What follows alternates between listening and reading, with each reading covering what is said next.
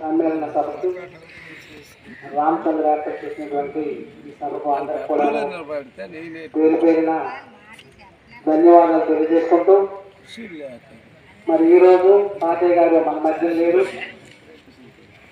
తాతయ్య గారు అయితే ఒకే కళ,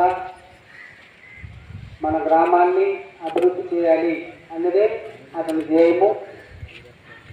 అందులో భాగంగానే నేను ఏం చెప్పినా తాతయ్య ఒకటే మాట, అది మన గ్రామానికి ఉపయోగకరంగా ఉండాలి. పని అనేది నువ్వు ఏ విధంగా చేయించి పెట్టు, ప్రజలకైతే ఎవరికి ఇబ్బంది కలగకుండా ఏ పనినైనా నువ్వు చేసి పెట్టాలని చెప్పడమే అతనికి. ప్రతి పని కూడా అతను మన చేతులు తాతయ్య చేసి అని చెప్పడం మాత్రం తెలుసు. ప్రతి పనిలో కూడాను మరి నాకు అన్ని విధాల సాయి సహకారాలు అయితే అందించారు. గ్రామం కూడాను మన ఆయనలో అభివృద్ధి అనేది జరగాలి అనేది అతను చెప్పడం.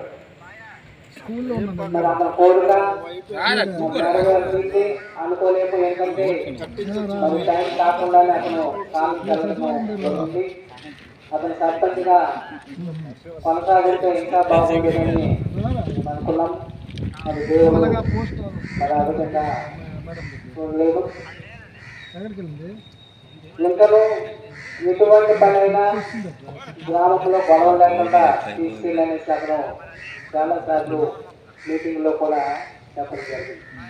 గ్రామం అంతా ఐక్యంగా ఉంచాలి, గ్రామంలో ఎటువంటి గొడవలు లేకుండా చూడడానికి అతను చాలా ట్రై చేశారు.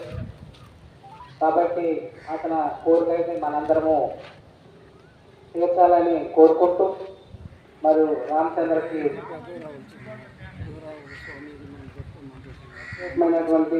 ధన్యవాదాలు తెలియజేసుకుంటున్నాను.